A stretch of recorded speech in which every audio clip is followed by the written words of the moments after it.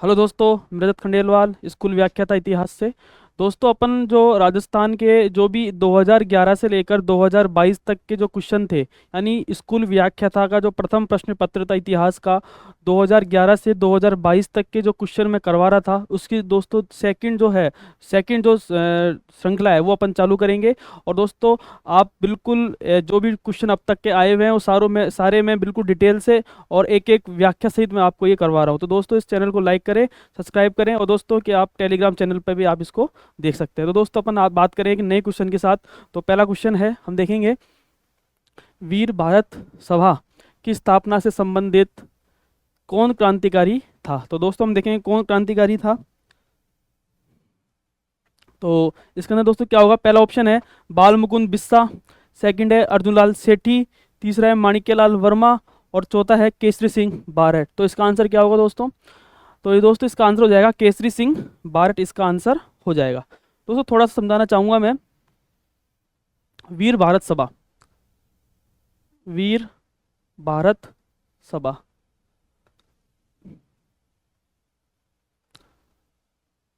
तो सबसे पहले हम देखते हैं कि जो वीडी सावरकर का एक संस्था थी वीडी सावरकर की, हम देखते हैं अभिनव भारत। वीडी सावरकर, इनकी एक संस्था थी अभिनव भारत, अभिनव भारत, अभिनव भारत।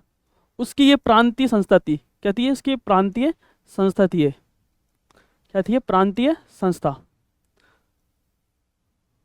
प्रांतीय संस्था थी। और दोस्तों, हम देखेंगे कि जो वीर भारत सभा है उसके अंदर हम देखते हैं कि तीन लोग थे। सबसे पहले हम देखते हैं विजय सिंह पथिक, विजय सिंह पथिक,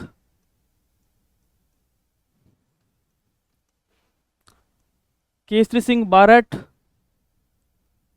केसरी सिंह बारट, केसरी सिंह बारट, केसरी सिंह बारट। और दोस्तों, हम देखते हैं तीसरे हैं गोपाल सिंह खरवा, गोपाल सिंह खरवा, गोपाल सिंह खरवा, गोपाल सिंह खरवा। ठीक है दोस्तों, हम देखते हैं सबसे पहले दोस्तों हम देखते हैं जो वीर भारत सभा थी उसके अंदर वीडी सावरकर की एक संस्था थी भारत समा अभिनव भारत, और उसकी एक प्रांतीय संस्था थी। कौन सी थी? वीर भारत सभा। सबसे पहले दोस्तों हम इसके तीन लोग जुड़े हुए थे। एक तो विजय सिंह पथिक साहब जुड़े हुए थे, केसरी सिंह बारट जुड़े हुए थे, और गोपाल सिंह खरवा इसके अंदर जुड़े हुए थे। अब दोस्तों, थोड़ा सा मैं बताता हूँ केसरी सिंह बारट के बारे में भी हम देखेंगे। केसरी सिंह बारट, केसरी सिंह बारट, दोस्तों हम देखेंगे कि चारण परिवार कौन किस जन्मे थे। चारण परिवार में हम देखते हैं शाहपुरा, भीलवाड़ा के अंदर जगह पड़ती है शाहपुरा, वहाँ पर थे ये। और फिर दोस्तों कोटा आ गए थे, कोटा में कार्य किया। तो सबसे इंपॉर्टेंट चीज़ें इन्होंने, इनका जो महंत प्यारे लाल जो हत्याकांड था, महंत कोटा के अंदर महंत प्यारे लाल हत्याकांड में इनका नाम आ गया था। प्यारे लाल, महंत प्यारे लाल हत्याकांड में इनका नाम आया था, हत्याकांड में इनका नाम आ गया था। और उनको कौन सी जेल में? हजारी हजारी बाग, जो झारखंड में जगह पड़ती है हजारी बाग जेल में इनको इनको बंद कर लिया था। दोस्तों, हम देखते हैं इनके दो, एक तो इनका एक भाई थे, एक केसरी सिंह बारट हो गए। हम देखते हैं कि जोरावर सिंह बारट, जोरावर सिंह बारट और प्रताप सिंह बारट। दोस्तों, हम देखते हैं कि इतने हम जो स्वतंत्र सेनानी थे उसके अंदर हम इनको मानते हैं प्रताप सिंह बारट, पूरा बारट परिवार था। ये तो इनके छोटे भाई थे, किनके? छोटे भाई थे। और हम देखते हैं इनका बरेली जेल के अंदर इनको बंद कर लिया गया था। दोस्तों, ये था पूरा। तो वीर भारत समाज, हम देखते हैं कि वीडी सावरकर, जो वीडी सावरकर का एक संस्था थी अभिनव भारत, उसकी प्रांतीय सभा थी जिसके अंदर तीन लोग थे, विजय सिंह पथिक, केसरी सिंह बारट, गोपाल सिंह खरवा। हम देखते हैं कि 1913 के आसपास महंत प्यारेलाल हत्याकांड में केसरी सिंह बारट का इनका नाम आ गया था। फिर इनको हजारीबाग जेल जो झारखंड में जगह पड़ती है वहाँ इनको बंद कर दिया गया। फिर हम देखते हैं इनके छोटे भाई थे जोरावर सिंह बारट, ये भी क्रांतिकारी थे, ठीक है ना। और हम देखते हैं कि दिल्ली जो षड्यंत्र केस होता है 1911 जो 12-11 वाला, उसके बाद सारे इनका नाम सब पे इनका नाम आया था, ठीक है ना। और हम देखते हैं प्रताप सिंह बारट, ये इनके बेटे थे, और इनका बरेली जेल में इनको इनको बंद कर लिया गया था। दोस्तों, ये था। तो इसका आंसर क्या हो जाएगा? इसका आंसर हो जाएगा केसरी सिंह बारट। ठीक है दोस्तों, नेक्स्ट है, हम बात करेंगे निम्न में से कौन सा स्थान आहड़ सभ्यता से संबंधित नहीं है। दोस्तों, ये देखना है अपन को, निम्न में से कौन सा स्थान आहड़ सभ्यता से संबंधित इसके अंदर नहीं है। तो इसका आंसर क्या होगा दोस्तों? पहला है ऑप्शन है गिलुंड, सेकंड है भगवानपुरा, तीसरा है अबानेरी और चौथा है रोजड़ी। तो इसका आंसर क्या होगा दोस्तों? आर्य सभ्यता संबंधित नहीं है। तो कौन सा नहीं है? हम देखेंगे आबानेरी इसके अंदर नहीं है। ठीक है दोस्तों, अब नेक्स्ट क्वेश्चन के बारे में बात करूंगा। हाँ, गणेश्वर की सभ्यता संस्कृति का महत्वपूर्ण स्थल है। तो दोस्तों क्या होगा? गणेश्वर की सभ्यता खालिस्तान संस्कृति का महत्वपूर्ण स्थल माना जाता है।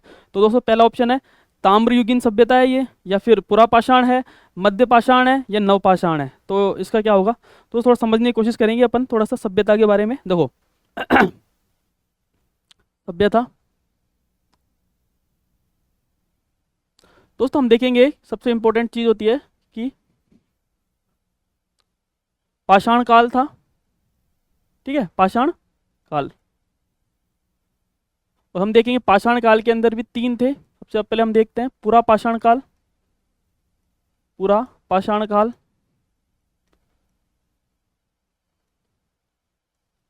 मध्य पाषाण काल, मध्य पाषाण काल, नव पाषाण काल, नव पाषाण काल। ठीक है, ये तीन थे। फिर हम देखते हैं कि पाषाण काल के बाद में हम आते हैं ताम्र संस्कृति। ठीक है, उसके बाद में हम देखते हैं कांसा, कांसा आ जाता है। और हम देखते हैं कांसे के अंदर तांबा व टीन मिला के करते हैं, तांबे व टीन। फिर हम देखते हैं लोह संस्कृति इसके अंदर आ जाती है। क्या जाती है? लोह संस्कृति। तो ये है प्रमुख सभ्यता के बारे में। हम देखेंगे कि ठीक है पूरा पाषाण काल के अंदर दोस्तों हम देखते हैं सबसे पहले कौन कौन से क्षेत्र आते हैं। सबसे पहले हम देखते हैं भानगढ़। ठीक है, इसके अंदर आता है, ये इस क्षेत्र में आता है, भानगढ़ क्षेत्र में आता है। ठीक है, बूढ़ा पुष्कर पूरा पाषाण काल में आता है, बूढ़ा पुष्कर, बूढ़ा पुष्कर ये आता है। फिर हम देखेंगे नवबद्ध पाषाण काल में बागोर आता है। और हम देखते हैं तिलवाड़ा आता है, तिलवाड़ा। और हम देखते हैं कि पशुपालन के लिए इसको माना जाता है, पशुपालन के लिए, पशुपालन के लिए माना जाता है। फिर हम देखते हैं नवपाषाण काल के अंदर जहाजपुर आता है। ठीक है, ये महत्वपूर्ण इसके स्थल माने जाते हैं। अब उसको देखेंगे तांबे के अंदर हम देखेंगे सबसे पहले आहड़ संस्कृति आती है, आहड़, गिलुंड, गिलुंड आती है। ठीक है, तीसरे हम देखेंगे ओझियाना,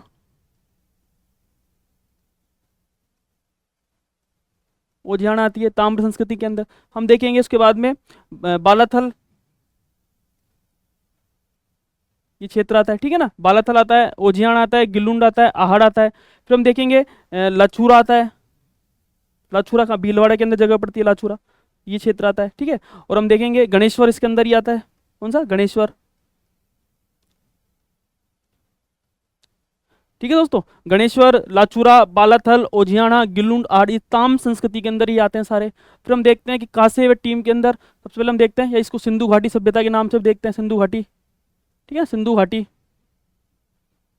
और हम देखते हैं सबसे पहले हम देखते हैं दोस्तों बरौर इसके अंदर आता है, बरौर जगह पड़ती है गंगानगर के अंदर। ठीक है, हम देखेंगे कि बड़ोपल वो भी इसी के अंदर आता है। कालीबंगा हम देखेंगे, कालीबंगा इसी के अंदर आता है, कालीबंगा। ठीक है, ये क्षेत्र इसके अंदर आता है, तांबा व कांसा और टीन के अंदर। फिर हम देखेंगे कि लोहा संस्कृति के अंदर कौन कौन से आते हैं। सबसे पहले हम देखेंगे सुनारी संस्कृति, सुनारी आती है। ठीक है, फिर हम देखेंगे जोधपुरा, जोधपुरा, ईसवाल, जोधपुरा, ईसवाल ये क्षेत्र आते हैं। ठीक है, हम देखेंगे नलियासर, नलियासर आता है। तो दोस्तों ये तमाम क्षेत्र इसके अंदर अब हम देखते हैं कि ये क्षेत्र आते हैं। दोस्तों वापस से समझा देता हूँ, सभ्यता के अंदर हम देखते हैं कि पूरा एक तो पाषाण काल होता है। ठीक है, एक हम देखते हैं पाषाण काल भी तीन प्रकार का होता है, एक तो पूरा पाषाण काल, एक मध्य पाषाण काल और एक नवपाषाण काल, तीन क्षेत्र आते हैं। फिर हम देखते हैं ताम्र संस्कृति होती है उसके बाद में, और हम देखते हैं फिर उसके बाद में कांसा व जो इसके अंदर तांबे व टीन मिलाकर किया जाता है। फिर हम देखते हैं लोह संस्कृति आ जाती है मौर्य साम्राज्य से, या फिर महाजनपद काल से मौर्य जो लोह संस्कृति चालू हो जाती है। हम देखते हैं उत्तर वेदी काल से ही प्रारंभ हो जाती है, लेकिन हम देखते हैं कि जो महाजनपद काल के अंदर से ही हमें माना जाता है। फिर हम देखते हैं कि पूरा पाषाण काल के अंदर एक क्षेत्र है भानगढ़ है, बूढ़ा पुष्कर माना जाता है। मध्य पाषाण काल के अंदर बागोर है, तिलवाड़ा है। जो बागोर है पशुपालन के लिए माना जाता है। वीएन मिश्र ने इसका उत्खनन किया था। वीएन मिश्र ने इसका उत्खनन किया था, ठीक है ना। फिर नवपाषाण काल के अंदर हम देखते हैं जहाजपुर वाला क्षेत्र है, ठीक है, जो भीलवाड़ा के आसपास का क्षेत्र है, ये माना जाता है, ठीक है। उनियारा भी आता है इसमें, देवली आता है, कौन सा, देवली, ठीक है, ये क्षेत्र आता है इसके अंदर। फिर हम देखेंगे ताम्र पाषाण काल के अंदर आहड़ है, गिलुंड है, ठीक है, ओजियाना है, बालातल है, लाचुरा है और गणेश्वर जो है सभ्यता मानी जाती है। लाचुरा भीलवाड़ा के अंदर पड़ती है, गणेश्वर सीकर के अंदर, बालातल उदयपुर के अंदर, ओजियाना भीलवाड़ा के अंदर, गिलुड़ हम राजसमंद के अंदर और आहड़ हम देखते हैं उदयपुर के अंदर जगह पड़ती है। फिर हम देखते हैं तांबा व कास के अंदर बरोर, बरोर हम देखते हैं गंगानगर के अंदर क्षेत्र में पड़ता है।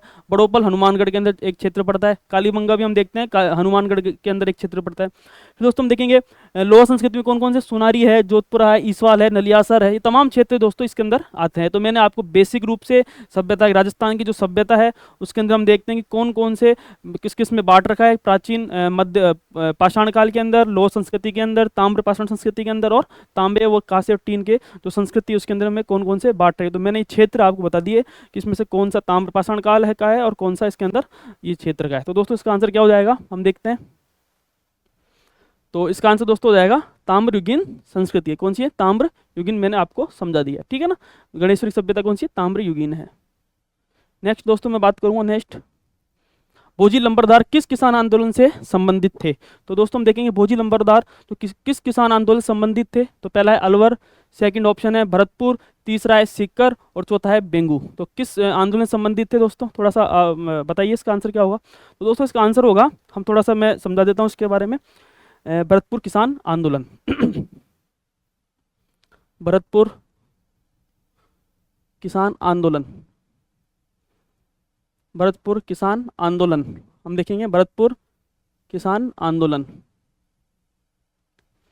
दोस्तों सबसे पहले जो यहाँ का मुख्य कारण, जो किसान आंदोलन हुआ था, सबसे पहले मुख्य कारण माना जाता है, इसका मुख्य कारण 1931 में भूमि बंदोबस्त, कौन सा, भूमि बंदोबस्त के कारण, विरोध में भूमि क्या किया, यहाँ पे सेटलमेंट किया गया भूमि बंदोबस्त के विरुद्ध, भूमि बंदोबस्त के विरुद्ध, भूमि बंदोबस्त के विरुद्ध ये जो था ये मूवमेंट चालू हुआ था 1931 के आसपास, ये मूवमेंट चालू हुआ था। तो सबसे बड़ी बात ये थी कि यहाँ पे अंग्रेजी सरकार ने यहाँ पे दो कर लगा दिए थे। एक तो था, हम उसको बोलते हैं आबियाना कर। कौन सा कर था, आबियाना कर, आबियाना कर, क्योंकि कौन सा कर था, ये सिंचाई कर था। ये कौन सा कर था, ये सिंचाई कर था, ठीक है, यहाँ पे। और हम देखते हैं दोस्तों इससे क्या हुआ कि उस समय हम देखते हैं 1931 के आसपास दोस्तों हम देखते हैं कि महामंदी का दौर उस समय चल रहा था। और जैसे महामंदी का दौर चल रहा था उस समय, तो सभी जो थे किसानों क्या हो गए, बेरोजगार हो गए और सब उन्होंने बेगार करना स्टार्ट कर दिया, बेरोजगार हो गए। और हम देखते हैं कि जो जागीरदार थे या लंबरदार थे वो भी इनके विरुद्ध हो गए, अंग्रेज सरकार के विरुद्ध हो गए और इनके साथ इस आंदोलन में कूद गए। लंबरदार व जागीरदार, जागीरदार इस आंदोलन में कूद गए। किन के विरुद्ध, अंग्रेजों के विरुद्ध ये हो गए, विरुद्ध हो गए, ठीक है ना, विरुद्ध हो गए। फिर हम देखते हैं कि एक व्यक्ति आता है, उसका नाम था भोजी लंबरदार। नाम क्या था, भोजी लंबरदार, भोजी लंबरदार। इसके नेतृत्व में आंदोलन का नेतृत्व इसके नेतृत्व में किया जाता है। और हम देखते हैं कि किसानों की, दोस्तों हम देखेंगे सबसे इंपॉर्टेंट चीज क्या है कि इस समय हम देखते हैं कि एक पत्रिका थी दोस्तों, क्या नाम था उस पत्रिका का नाम थोड़ा सा बता देता हूं मैं। उस पत्रिका का नाम था किसानों से अपील। एक पंपलेट छापा था, पंपलेट, किसानों की अपील। पंपलेट का नाम क्या है, किसानों, जो था वो था किसानों से अपील, किसानों से अपील नाम से एक पंपलेट था, किसानों से अपील। और इस अपील के बाद में हम देखते हैं पंपलेट छपा था और इस पंपलेट के बाद में हम देखते हैं कि जो था वो जो मूवमेंट था वो 1932 के अंदर किसानों की मांगे सारी मान ली जाती है और ये मूवमेंट इसका बंद हो जाता है। दोस्तों ये था भरतपुर किसान आंदोलन। हम देखते हैं इसका मुख्य कारण क्या था, 1931 के अंदर भूमि बंदोबस्त के विरुद्ध ये आंदोलन किया गया था। और हम देखते हैं कि क्यों दोस्तों एक कर लगाया था, आबियाना कर, वो था सिंचाई एक प्रकार से कर था, ठीक है ना। और हम देखते हैं छोटे मोटे जो भी थे कर, यानी जो भी छोटे मोटे कर थे 1/3 कर यहाँ पे वृद्धि कर ली थी, वृद्धि करती थी इन करों की, ठीक है। फिर हम देखते हैं कि यहाँ पे 30-31 समय महामंदी चल रही थी, जिसके कारण किसान तो बेरोजगार हो गए और जागीरदार भी उनके साथ ज़्यादा अत्यधिक जो है किसानों के साथ में अत्यधिक ज़्यादा बेगार ली जा रही थी। और फिर हम देखते हैं इससे लंबरदार और किसान दोनों ही, लंबरदार और जागीरदार दोनों क्या हो गए, उनसे रुष्ट हो गए अंग्रेजों से। और फिर बाद में हम देखते हैं कि ये किसानों के साथ सम्मिलित हो गए। फिर हम देखते हैं कि एक नेता था भोजी लंबरदार, इसके नेतृत्व में यह आंदोलन होता है और नेतृत्व में होता है। उसके बाद हम देखते हैं कि एक पंपलेट निकालते हैं, किसानों से अपील नाम से एक पंपलेट निकलता है। और फिर हम देखते हैं कि किसानों की जो मांगे थी वो 1932 के अंदर किसानों की मांगे मान ली जाती है। दोस्तों ये था भरतपुर किसान आंदोलन। तो इसका आंसर दोस्तों क्या हो जाएगा, भरतपुर इसका आंसर हो जाएगा। ठीक है, नेक्स्ट दोस्तों हम बात करेंगे, हाँ, जिन भद्रसूरी ग्रंथ भंडार राजस्थान के किस शहर में स्थित है। तो दोस्तों इजी सा क्वेश्चन है, ज़्यादा टफ क्वेश्चन नहीं है ये, ठीक है ना, बहुत इजी सा क्वेश्चन है ये। तो जिन भद्रसूरी भंडार राजस्थान के किस शहर में स्थित है, तो पहला ऑप्शन है जयपुर, सेकंड है जैसलमेर, तीसरा है जालोर और चौथा है जोधपुर। तो इसका आंसर क्या होगा, तो इसका आंसर दोस्तों सीधा सा है कि जैसलमेर इसका आंसर हो जाएगा। नेक्स्ट दोस्तों मैं बात करूंगा, हाँ, निम्न में से किस शासक को पृथ्वीराज विजय ने वेरीघट की पदवी दी गई थी। तो कौन था दोस्तों, निम्न में से किस शासक को पृथ्वीराज विजय ने वेरीघट की पदवी दी गई थी। वेरीघट का मतलब शत्रुओं का संहार करने वाला। वेरीघट का मतलब होता है दोस्तों शत्रुओं का संहार करने वाला, शत्रुओं का संहार करने वाला, शत्रुओं का संहार संहार संहार करने वाला, ठीक है, वो शत्रुओं को विनाश करने वाला, शत्रुओं का विनाश करने वाला, विनाश करने वाला।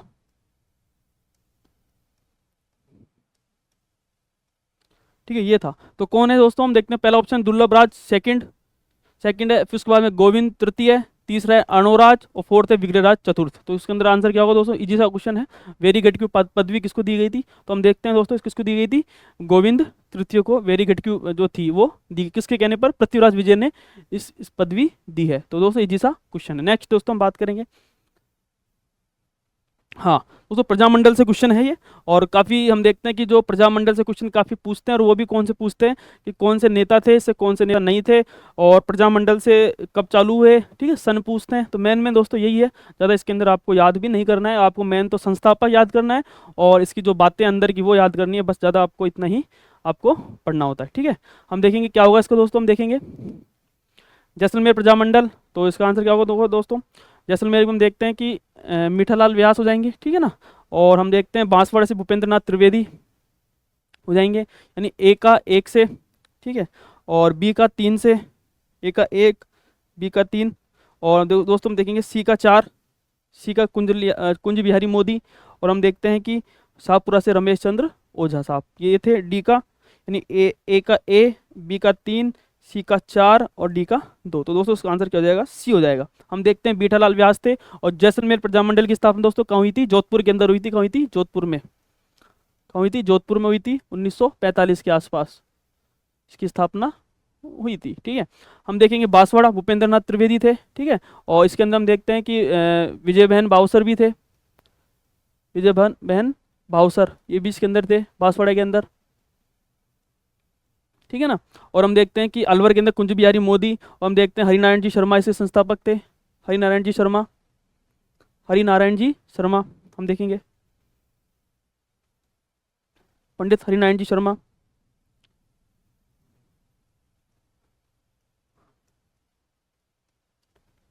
हरिनारायण शर्मा, भवानी शंकर शर्मा भी थे, ठीक है, भवानी शंकर शर्मा, भवानी शंकर शर्मा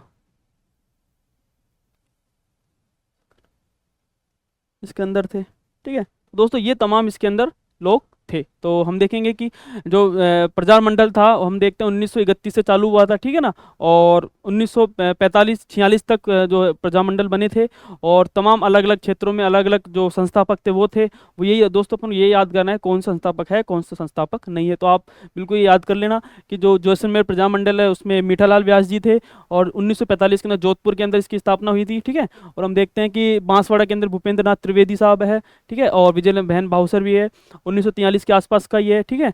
और हम देखते हैं अलवर 1938 के अंदर आसपास का है, 1938। और हम देखते हैं कुंज बिहारी मोदी, पंडित हरिनारायण जी शर्मा और भवानी शंकर शर्मा, ये लोग थे। और हम देखते हैं कि शाहपुरा के अंदर रमेश चंद्र ओझा जी इसके अंदर थे। तो दोस्तों आप बिल्कुल नोट्स के हिसाब से चलिए, और जो नेता है उसके साथ में आप उसको लगाते हुए मतलब पूछते हैं कि कौन किससे मिलान करवाते, कौन कौन से प्रजामंडल थे। तो दोस्तों ये मैंने करवा दिया। नेक्स्ट दोस्तों मैं बात करूंगा,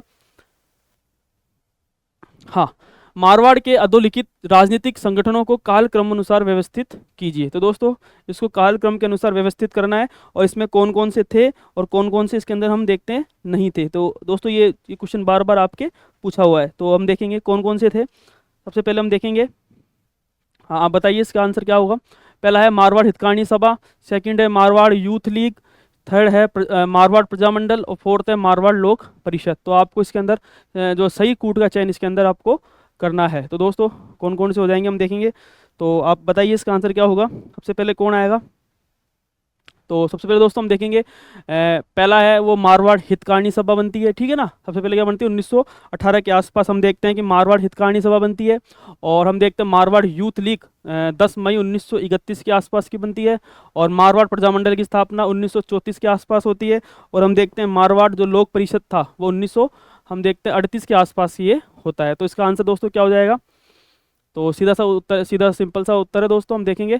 तो 1 2 3 और 4 इसके आंसर हो जाएगा। तो दोस्तों हम देखेंगे तो मारवाड़ जो हितकारिणी सभा है हम देखते हैं कि 1918 के आसपास बनती है, 1918 के आसपास बनती है ये, ठीक है।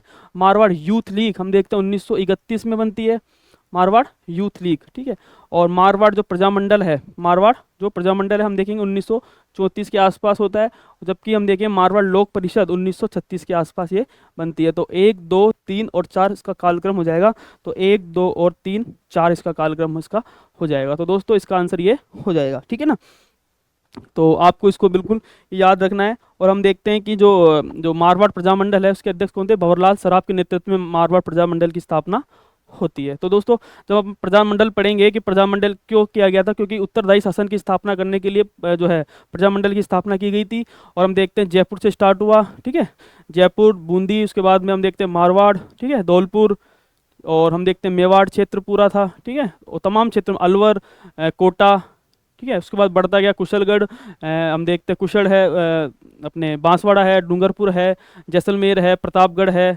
तमाम क्षेत्रों के अंदर प्रजामंडल बने, अलग अलग लोगों ने अलग अलग उत्तरदायी शासन की स्थापना करी। और हम देखते हैं कुछ कुछ आंदोलन जिन्होंने भारत छोड़ो आंदोलन में प्रवेश किया, कौन सा कुछ थे जिन्होंने भारत छोड़ो आंदोलन में प्रवेश नहीं किया। हम देखते हैं कि 2 ही ऐसे थे, एक तो जयपुर और अलवर, जिन्होंने भारत छोड़ो आंदोलन में प्रवेश नहीं किया था, ठीक है। और हम देखते हैं उसके बाद में आज़ाद मोर्चा भी बनता है अब जयपुर प्रजामंडल के अंदर, ठीक है।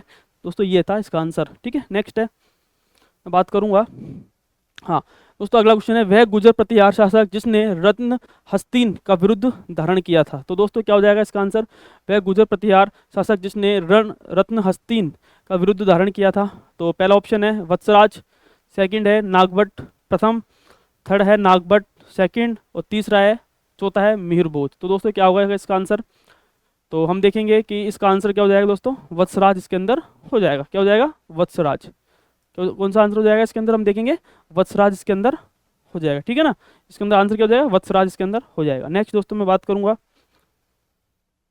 हाँ, निम्न में से जयपुर के, दोस्तों अच्छा क्वेश्चन है, बहुत काफ़ी अच्छा कुछ, सबसे अच्छा क्वेश्चन मुझे यही लगा है, ठीक है ना। क्योंकि दोस्तों इसमें बहुत लोग गलती करते हैं, क्योंकि उस हिसाब से करते हैं कि भाई कि उस समय जो नागा दादूपंथी थे उसके अंदर हम देखते हैं कि कौन उस समय शासक था। तो अधिकतर लोग जो प्रताप सिंह ही करके आते हैं, लेकिन इसका आंसर प्रताप सिंह नहीं होगा। तो क्वेश्चन अच्छे से पढ़ें कि निम्न में से जयपुर के किस शासक ने सर्वप्रथम नागा दादूपंथियों को सेना में भर्ती किया था। तो दोस्तों क्या होगा इसका आंसर, पहला ऑप्शन है सवाई जयसिंह, सेकंड है ईश्वरी सिंह, तीसरे है माधो सिंह, और चौथा है प्रताप सिंह। तो इसका 4 ये हम देखेंगे कि 4 इसके अंदर ऑप्शन है। तो इसका आंसर क्या होगा। तो दोस्तों इसका आंसर हो जाएगा, हम देखेंगे सवाई जयसिंह इसका आंसर हो जाएगा। क्या हो जाएगा, सवाई जयसिंह, सवाई जयसिंह इसका आंसर हो जाएगा। दोस्तों थोड़ा सा समझाने की कोशिश करूंगा मैं सवाई जयसिंह को। देखो सवाई जयसिंह,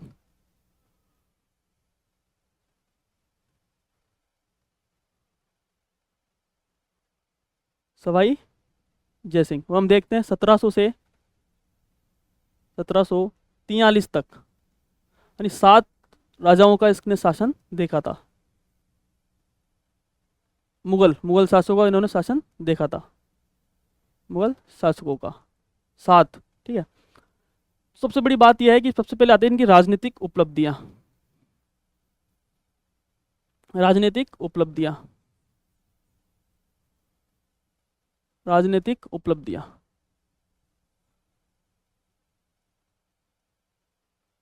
ठीक है दोस्तों, सबसे पहले दोस्तों हम देखेंगे इनका देबारी समझौता होता है 1708 में, देबारी समझौता, देबारी समझौता 1708 में होता है, 1708 के आसपास समझौता होता है। फिर हम देखेंगे दोस्तों भरतपुर एक जगह पड़ती है, भरतपुर में दो लोग लड़ रहे थे उत्तराधिकार के लिए, भरतपुर में दो लोग थे, एक तो थे मोहकम सिंह, मोहकम सिंह, एक बदन सिंह, मोहकम सिंह एक बदन सिंह, एक बदन सिंह। और हम देखते हैं कि जो सवाई जयसिंह ने किसका साथ दिया था, बदन सिंह का साथ दिया था, और इसे डीक की जागीर दी थी और ब्रजराज की उपाधि इसके दी थी, यानी ब्रजराज हो आप, ठीक है, ब्रजराज को इसकी उपाधि इसके मिली थी। दोस्तों तीसरा हम देखते हैं कि गंगवाना का युद्ध हुआ था, गंगवाना का युद्ध, गंगवाना का युद्ध हुआ था 1741 के आसपास, ये युद्ध हुआ था 1741 में। और किस किस में हुआ था, Bikaner versus, Bikaner versus Jodhpur, Bikaner versus Jodhpur के बीच में ये युद्ध हुआ था गंगवाना का, ठीक है। और हम देखते हैं कि जो था बीकानेर के तो जोरावर सिंह थे, बीकानेर कौन थे, जोरावर सिंह। और हम देख जोधपुर से अभय सिंह थे, कौन थे, अभय सिंह थे, जोधपुर से कौन से, अभय सिंह थे। और साथ किसके दिया था, सवाई जयसिंह ने किसका साथ दिया था, हम देखते हैं कि बीकानेर के जो जोरावर सिंह थे उनका साथ इन्होंने दिया था। दोस्तों पहला था देवबारी समझौता, 1708 के अंदर देवबारी समझौता होता है। और हम देखते हैं भरतपुर के अंदर मोहकम सिंह व बदन सिंह थे, और जो सवाई जयसिंह ने किसका साथ दिया था, बदन सिंह का साथ दिया था, उनको डीक की जागीर दी थी और साथ में उनको ब्रजराज की उपाधि इनको दी थी। फिर तीसरे दोस्तों हम देखते हैं तीसरा है गंगवाना का युद्ध होता है 1741 के आसपास, बीकानेर और हम देखते हैं जोधपुर के बीच में होता है, जोधपुर के थे अभय सिंह थे और जबकि बीकानेर कौन थे, जोरावर सिंह थे। और हम देखते हैं कि इसके अंदर किसका साथ देते हैं, ये जोरावर सिंह का ये साथ देते हैं। फिर दोस्तों हम देखते हैं कि मालवा के 3 बार सूबेदार बने थे, 214 पॉइंट है, मालवा के 3 बार सूबेदार बने थे ये, मालवा के 3 बार सूबेदार, 3 बार ये क्या बने थे, सूबेदार बने थे मालवा के, ठीक है, 3 बार ये सूबेदार बने थे। और हम देखते हैं कि सबसे पहले हम देखते 1713 के आसपास बने थे, 1730 में बने थे, और 1700 हम देखते हैं 31 या 32 के आसपास ये बने थे, 1732 के आसपास ये बने थे। 3 बार इस मुगल सूबेदार भी बने थे दोस्तों। फिर हम देखेंगे दोस्तों मराठों के साथ कुछ इनके साथ युद्ध हुए थे, मराठों के साथ, मराठों के साथ पील सूद, पील सूद, मंदसौर, पील सूद, मंदसौर और रामपुरा, 3 युद्ध हुए थे मराठों के साथ, रामपुरा।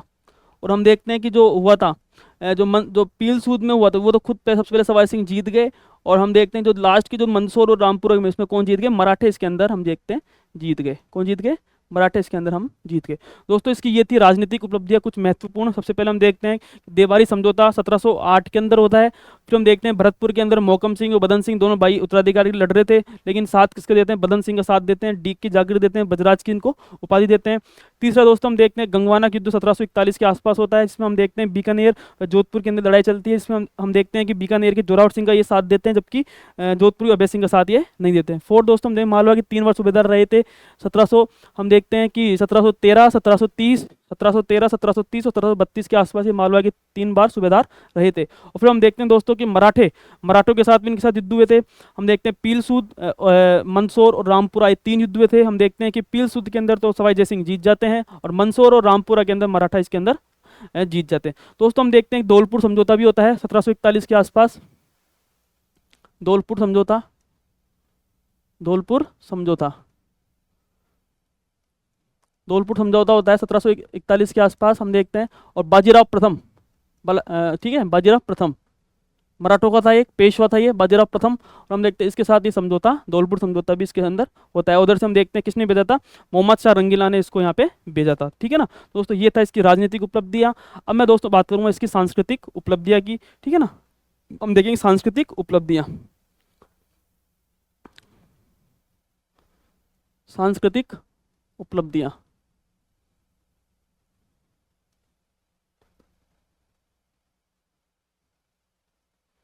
दोस्तों सबसे पहले जयपुर की स्थापना करी इसने, किसकी स्थापना करी? जयपुर की स्थापना करी। जयपुर की स्थापना 18 नवंबर 1727 को इसकी स्थापना करी। हम देखेंगे कि नाहरगढ़ की, नाहरगढ़ में नाम आता है इनका, ठीक है, नाहरगढ़। तीसरा दोस्तों हम देखेंगे जो सिसोदिया रानी का बाग है वो इन्हीं के ही द्वारा, हमने, इनकी रानी थी सिसोदिया, उनके नाम पर बनवाया सिसोदिया रानी का बाग। चंद्र महल हम इन्होंने बनवाया, चंद्र महल इन्होंने बनाया। और सबसे बड़ी बात दोस्तों हम देखते हैं कि जयपुर के आराध्य देव गोविंद देव जी का मंदिर भी इनकी देन है। गोविंद देव जी, गोविंद देव जी। हरमाड़ा नहर का निर्माण इन्होंने कराया, हरमाड़ा नहर, हरमाड़ा नहर नहर का निर्माण करवाया, ठीक है। तो ये तमाम इनके जो सांस्कृतिक थे वो इन्होंने यहाँ पे निर्माण करवाए। हम देख जयपुर की स्थापना करी, नाहरगढ़ का निर्माण करवाया, सिसोदिया रानी का महल है, ठीक है, चंद्र महल है, गोविंद देव जी का, जयपुर के आराध्य देव है गोविंद देव जी, उनका निर्माण करवाया। हम देखते हैं हरमाड़ा नहर का भी इन्होंने निर्माण करवाया था दोस्तों। तो हम देखते हैं दोस्तों कि इन्होंने जलमहल, एक जलमहल का भी इन्होंने ही करवाया था, जलमहल। तमाम दोस्तों इनकी ये उपलब्धियां मानी जाती है, ठीक है। और हम देखते हैं कि जो जयसिंह कारिका है ग्रंथ है, ठीक है, जयसिंह कारिका ग्रंथ इनका ये जयसिंह कारिका, सिंह कारिका ग्रंथ इनका ही माना जाता है, ठीक है। तो दोस्तों इसका आंसर, और हम देखते हैं कि जो दादू दयाल जी थे, उन दादू दयाल जी की 5 शाखाएं थी। दादू दयाल जी की कितनी थी? 5। हम देखते हैं दादू दयाल जी नरेना के रहने वाले थे, नरेना में इनकी पीठ थी, नरेना में क्या थी इनकी पीठ थी। और इनका जन्म तो क्या कहा जाता, इनका जन्म कहाँ हुआ था? अहमदाबाद में इनका जन्म हुआ था, अहमदाबाद। और हम देखते हैं कि इन्हें राजस्थान का कबीर भी कहते हैं। क्या कहते हैं राजस्थान का? इनको कबीर भी कहते हैं, राजस्थान का कबीर, ये राजस्थान का कबीर भी कहते हैं। और दोस्तों हम देखते हैं 5 शाखाएं थी। सबसे पहले हम देखते हैं खालसा, उत्तरादे, खालसा उत्तरादे, तीसरी है नागा, ठीक है, खालसा उत्तरादे नागा। और दोस्तों हम देखेंगे 2 और है, खालसा उत्तरादे और नागा। और हम देखेंगे कि विरक्त और खाकी, विरक्त और खाकी, विरक्त और खाकी, और 5वीं है खाकी। तो दोस्तों ये था सवाई जयसिंह के बारे में। और हम देखते हैं कि क्वेश्चन ये कहता था कि जयपुर की स्थापना करी, नाहरगढ़ का निर्माण करवाया, सिसोदिया का महल, चंद्र महल, गोविंद देव जी, हरमाड़ा नहर, जल महल, इन तमाम इन्होंने यहाँ पे निर्माण करवाया। हम देखते हैं जयसिंह कारिका भी इनकी पुस्तक मानी जाती है। और देखते हैं दोस्तों दादू दयाल जी निर्गुण भक्ति के माने जाते हैं। किस भक्ति के माने जाते हैं दादू दयाल जी? निर्गुण भक्ति के, निर्गुण भक्ति के माने जाते हैं, निर्गुण भक्ति के ये माने जाते हैं। और सबसे पहले दोस्तों हम देखते हैं कि जो इन्हें, इनके नारायण के अंदर इनकी पीठ है। और हम देखते हैं इसे राजस्थान का कबीर भी कहते हैं। और अहमदाबाद में इनका जन्म हुआ था। इनकी 5 शाखाएं, खालसा, उत्तरादे, नागा, विरक्त और खाकी, ये 5 इसकी मानी जाती है। तो दोस्तों इसका आंसर क्या हो जाएगा? इसका आंसर हो जाएगा सवाई जयसिंह। और हम देखते हैं कि ये माधो सिंह और प्रताप सिंह के बारे में तो पूरा अपन डिटेल से समझेंगे। तो क्वेश्चन ये था, किस शासक ने सर्वप्रथम नागा दादूपंथियों को सेना में भर्ती किया था? तो किसने सबसे पहले जो है नागा जो दादूपंथी थे, किस शासक ने इसको सबसे पहले इस सेना में भर्ती किया था? तो वो थे सवाई जयसिंह थे। नेक्स्ट दोस्तों मैं बात करूंगा,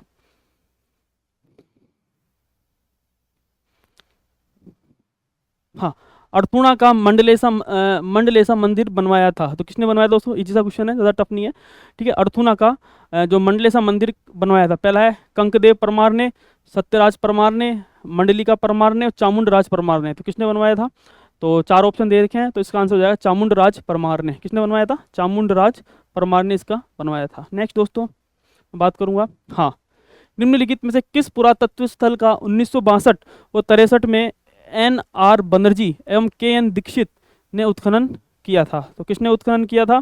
पहला ऑप्शन है कालीबंगा, पहला ऑप्शन क्या है? कालीबंगा, सेकंड है अहड़, तीसरा है गणेश्वर और चौथा है बैराट। दोस्तों क्या होगा इसका आंसर? तो इसका आंसर दोस्तों हो जाएगा बैराट। क्या हो जाएगा? आंसर हो जाएगा बैराट। हम देखते हैं दोस्तों कि इसका आंसर क्या हो जाएगा? बैराट इसका आंसर हो जाएगा। दोस्तों मैं बैराट पढ़ाऊंगा जब पूरा डिटेल से समझा दूंगा कि बैराट के अंदर क्या क्या थे और क्या क्या मिले हैं। सबसे पहले दोस्तों हम देखेंगे जो बैराट है, ठीक है ना, क्या थे? बैराट, दयाराम साहनी ने इसका उत्खनन किया था। फिर धीरे धीरे हम देखते हैं NR बनर्जी साहब या फिर कैलाश नाथ दीक्षित साहब ने इसका उत्खनन 1962-63 के आसपास किया था, ठीक है। यहाँ से हमें देखते हैं बैराट से हमें दोस्तों क्या क्या प्राप्त हुआ है? शंख लिपि मिली है यहाँ से, क्या मिली है? शंख लिपि की यहाँ से मिली है। और हम देखते हैं कि बौद्ध मठ मिले यहाँ से, क्या मिले हैं? बौद्ध मठ भी यहाँ से मिले, बौद्ध मठ यहाँ से मिले। और ठीक है, हम देखते हैं बैराट है वो क्या है, जो है लोह युगीन मानी जाती है, ठीक है ना, लोह युगीन सभ्यता मानी जाती है, सॉरी, हाँ ठीक है ना, लोही मानी जाती है। और हम देखते हैं कि यहाँ से हम देखते हैं कि और मिनांडर के यहाँ से मुद्राएं मिली है, 16 मुद्राएं मिली है मिनांडर की, यहाँ से 16 मुद्राएं यहाँ से मिली है, ठीक है ना, मिनांडर की कितनी मिली है, 16 मुद्राएं यहाँ से मिली है। तो तमाम क्षेत्र यहाँ से आप उनको माना जाता है। दोस्तों ये था बैराट, ठीक है। नेक्स्ट मैं बात करूंगा,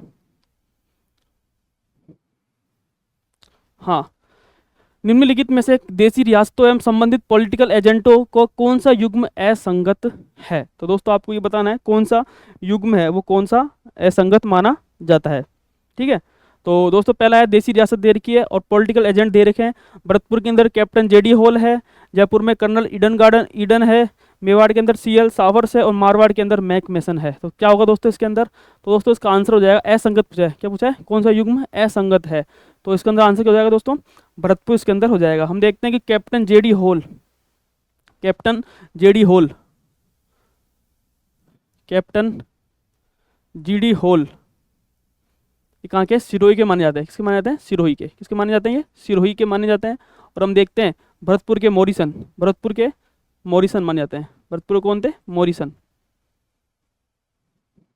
ठीक है। और जयपुर के थे ही हम देखते हैं कि कर्नल ईडन थे, मेवाड़ के सीएल सावर्स थे और मारवाड़ के मैक मेसन इसके अंदर माने जाते हैं। तो दोस्तों ये थे पॉलिटिकल एजेंट 1857 क्रांति के समय, कौन इस समय थे और कौन सा इस समय नहीं थे। तो भरतपुर से तो कौन थे, मॉरिसन थे, सिरोही से कैप्टन जीडी हॉल साहब थे, मेवाड़ से सावर्स थे और मारवाड़ से मैक मोसन माने जाते हैं। दोस्तों नेक्स्ट है, हाँ, धर्म जहाज, भक्ति पदारथ, ठीक है, और नासकेत लीला रचनाएं निम्न में से किस संत की है। तो दोस्तों सबसे इजी सा क्वेश्चन है ये, वो इजी नहीं है दोस्तों, सबसे टफ क्वेश्चन था ये, इस क्योंकि पहली बार ही क्वेश्चन आया था एग्जाम में और किसी नोट्स में, बहुत कम नोट्स में था ये, ठीक है, ऑथेंटिक किताबों में मिलेगा ये।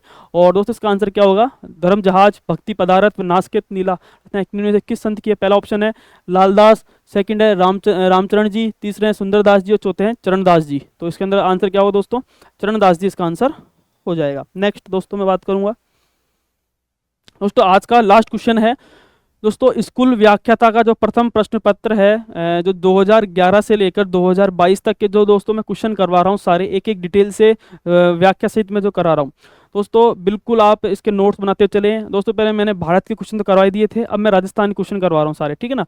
आप इस चैनल को लाइक करें, सब्सक्राइब करिए और टेलीग्राम चैनल मैंने लिंक में भी डाल रखा है, उस पर भी मैं सारी चीज़ें डिटेल्स है सारी मैं इसमें डाल देता हूँ। दोस्तों मैं वापस ये कह रहा हूँ कि पुराने क्वेश्चनों को जितना आप सोल्व करोगे, क्योंकि दोस्तों वो आपके लिए फ़ायदा ही रहेगा, क्योंकि जो भी पुराने क्वेश्चन है उसके अकॉर्डिंग ही क्वेश्चन बनते हैं, ठीक है ना। जैसे कोई टॉपिक है राइसिंग, तो उसके आसपास के सारे क्वेश्चन बनते हैं, ठीक है, कोई सा भी टॉपिक हो, राइसिंग हो, प्रताप हो, ठीक है, आपके चंद्रसेन हो, मालदेव हो, सारे टॉपिक आपके दे रखे हैं। आसपास की जो भी डिटेल्स है मैं समझाने की पूरी कोशिश कर रहा हूँ जितना मेरे से हो सकता है, ठीक है ना। फिर धीरे धीरे अपन नोट्सों के माध्यम से मैं अपने टेलीग्राम चैनल पे भी ये डाल दूंगा।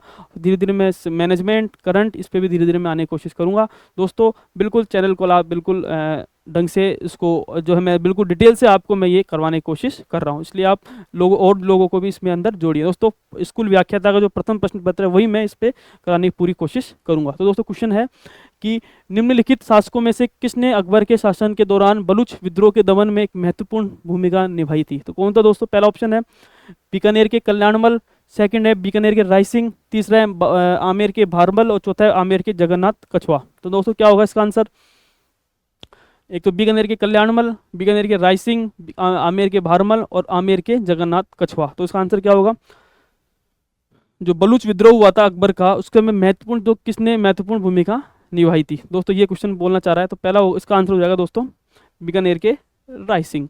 तो दोस्तों थोड़ा सा मैं बीकानेर का रायसिंह थोड़ा समझाने की कोशिश करूंगा। बीकानेर के रायसिंह,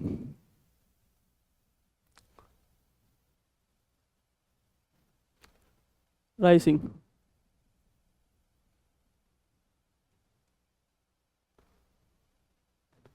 सबसे पहले दोस्तों हम देखेंगे कि 1572 से और 74 के बीच में दोस्तों ये जोधपुर के क्या थे, प्रशासक थे। क्या थे, जोधपुर के प्रशासक थे, जोधपुर के प्रशासक थे ये, क्या थे, जोधपुर के प्रशासक भी ये थे। दोस्तों सबसे पहले बात ये कि इन्होंने बीकानेर किले का निर्माण करवाया था, बीकानेर किले का निर्माण इन्होंने करवाया था, सॉरी जूनागढ़ का, जूनागढ़ किले का निर्माण करवाया था इन्होंने, जूनागढ़ किले का निर्माण करवाया था, निर्माण इन्होंने करवाया था। ठीक है, हम देखते हैं 1589 से 1592 के आसपास ये किले का निर्माण इन्होंने करवाया था। इसी किले के अंदर हम देखते हैं कि रायसिंह प्रशस्ति भी इसमें लिखी है, रायसिंह प्रशस्ति, रायसिंह प्रशस्ति। और हम देखते हैं उसके कौन थे प्रशस्ति, वो थे जयिता मुनि। कौन थे? जयिता मुनि, जयिता मुनि। फिर दोस्तों हम देखते हैं कि जो थे अकबर ने इसको, रायसिंह को, उस पर हम देखते हैं 4000 का मनसबदार दिया। फिर हम देखते हैं उससे बढ़कर जहांगीर के समय ये 5000 का मनसबदार हो जाता है, 5000 का मनसब ये हो जाता है। ठीक है दोस्तों, फिर हम देखेंगे कि सबसे पहले हम देखेंगे इनकी जो पुस्तकें हैं वो काम की है, पुस्तकें हैं ज्योतिष रत्नमाला, ज्योतिष रत्नमाला, वेद्यक वंशावली, वेद्यक वंशावली, वेद्यक वंशा, बाल बोधिनी। ठीक है, पहली ज्योतिष रत्नमाला हम देखेंगे कि, और वेद्यक वंशावली, रायसिंह महोत्सव, रायसिंह महोत्सव। दोस्तों ये है इनकी सारे। ठीक है ना, हम देखेंगे दोस्तों कि बीकानेर का जो रायसिंह था 1572 से 74 के आसपास जोधपुर के प्रशासक थे। उसके बाद हम देखते हैं अकबर ने इसको 4000 का मनसब दिया, बाद में जहांगीर के समय 5000 के मनसब के पास में आ गए थे। उसके समय हम देखते हैं जूनागढ़ किले का निर्माण। दोस्तों ध्यान रखना, रायसिंह को अकबर ने चंद्रसेन के पीछे भी मतलब पीछे उनका पीछा भी करवाया था। ठीक है ना, किसका? चंद्रसेन के पीछे रायसिंह का उन्होंने करवाया था, रायसिंह का। ठीक है, और हम देखते हैं कि जूनागढ़ किले का निर्माण करवाया किसके, हम देखते हैं इसमें ही रायसिंह प्रशस्ति लगी हुई है, इसमें जयिता मुनि इसके वो प्रशस्तिकार माने जाते हैं। उसकी कुछ पुस्तकें हैं, ज्योतिष रत्नमाला, वेदक वंशावली और रायसिंह महोत्सव। तो दोस्तों इसका आंसर क्या हो जाएगा, हम देखेंगे। दोस्तों इसका आंसर हो जाएगा बीकानेर के रायसिंह, इसका आंसर हो जाएगा। तो दोस्तों आज का जो ये था सेशन था, हम देखते हैं कि स्कूल व्याख्याता का जो प्रथम प्रश्न पत्र था 2011 से 2022 तक के जो भी क्वेश्चन आए हुए हैं सारे में अब तक 30 क्वेश्चन हो चुके हैं। ठीक है, डिटेल से मैंने आपको एक एक चीज़ को मैं करा दिया। ठीक है ना, तो हम देखते हैं दोस्तों आगे एक धीरे धीरे नई श्रृंखला चालू करेंगे, और जितने भी राजस्थान से क्वेश्चन आए हुए हैं सारे वो मैं कराने की कोशिश करूँगा 2011 से लेकर 2022 तक। इस चैनल को दोस्तों लाइक करें, सब्सक्राइब करें, और लोगों तक फर्स्ट ग्रेड की जो तैयारी कर रहे हैं फर्स्ट पेपर की उस तक लोगों तक पहुँचाएँ। और दोस्तों इस चैनल जो लिंक जो है टेलीग्राम पे मैंने डाल रखी है, और धीरे धीरे आप इन चीज़ों को समझें। ठीक है, क्योंकि दोस्तों जो महत्वपूर्ण जो आधार होता है वो पुराने क्वेश्चन ही, उनका जो महत्वपूर्ण होता है वो आधार पुराने क्वेश्चन ही होता है। इसके आसपास से क्वेश्चन बनते हैं और बार बार वही क्वेश्चन, कभी कभी क्वेश्चन रिपीट भी हो जाते हैं। इसलिए आप इन क्वेश्चनों को देखें, इसके सोल्व करें, और धीरे धीरे आप इस चैनल को आगे लेके जाएँ। तो ठीक है दोस्तों, अब आज के लिए मैं इतना ही, और थैंक यू, धन्यवाद, बहुत बहुत धन्यवाद।